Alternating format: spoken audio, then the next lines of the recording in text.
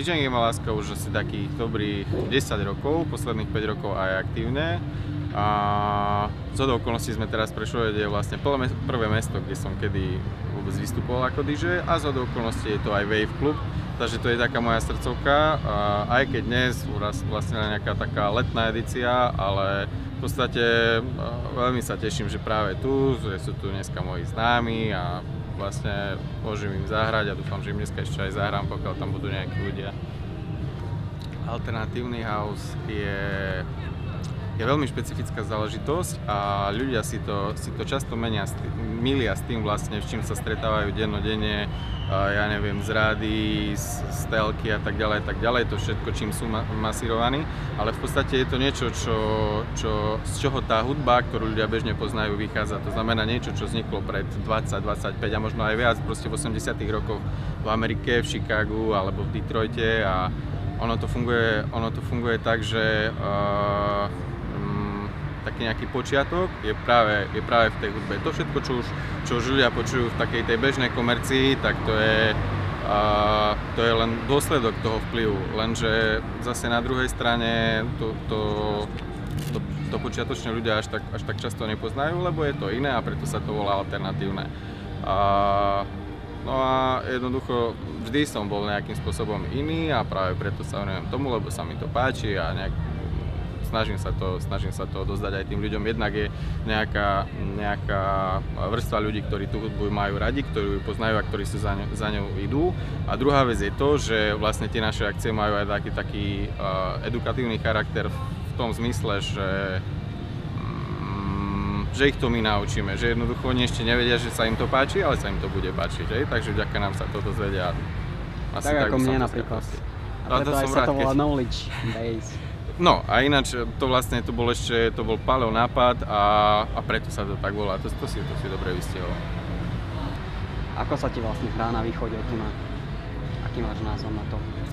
Mohol by si hrať vlastne hoci kde vo svete a si práve tu na Prešove, Košiciach. Kedy, ja myslím, že možno ani ťa neprekvapí, keď ti poviem, že je to spôsobené tým, že čo ja viem, ako človek to má nejaké záväzky a tak ďalej a tým pádom možno to je jeden z dôvodov, že prečo som iba tu a prečo neodídem niekde inde.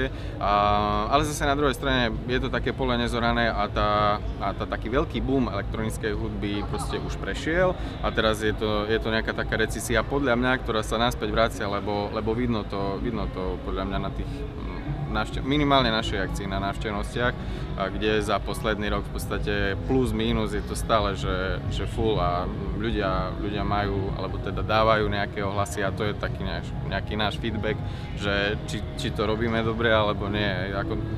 Nehodnotím to ja, ale na základe toho si to aspoň môžem myslieť.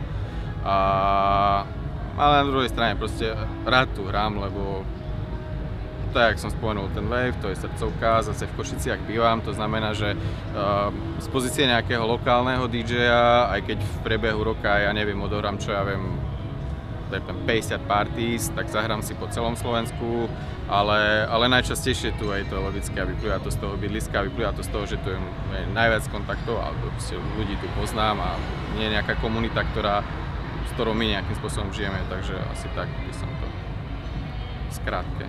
Teda to nebolo až tak krátke, no ale... Máš nejaké ciele do blízkej budúcnosti, čo by si chcel dosiahnuť? Plus, minus, toto je dosť ťažká debata, lebo každý si za tým predstavuje, že čo ja viem, DJ chce byť slávny, DJ chce mať veľa peňazí, DJ chce mať veľa frajeriek, DJ proste... len toto je úplne iná kapusta práve preto, že hovoríš o nejakom alternatívnom house a jednoducho toto je underground, to je o niečom úplne inom. Veľmi ťažko sa to vysvetľuje, ale jednoducho keď to raz človek pochopí, prečo je to tak tým pádom už ide ako keby na tej jednej vlne. To znamená, že z mojich cieľov možno nejaká produkcia, ktorou sa zaoberám takisto už veľmi dlho a v živote, alebo tým, že som veľmi sebakritický, som v živote nepustil ešte nič vonku.